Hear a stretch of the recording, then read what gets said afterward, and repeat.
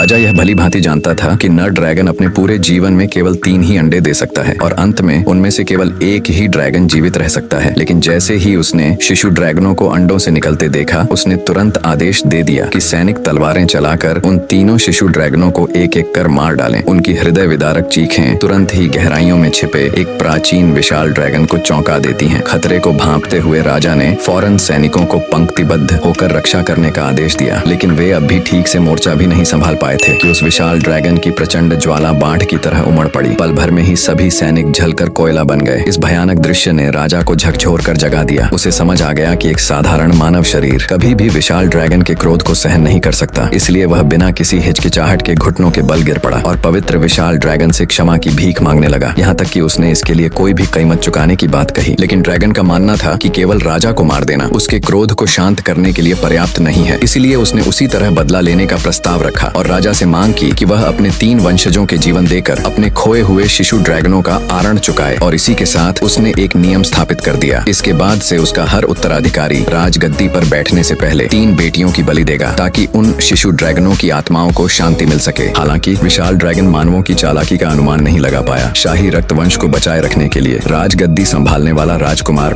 बलिदान से ठीक 1 रात पहले निर्दयता से अपनी नवविवाहिता पत्नी को हजारों फुट गहरी खाई में धकेल देता है और उस अथाह अंधेरे की गहराइयों में वही दुष्ट ड्रैगन कुंडली मारे बैठा था।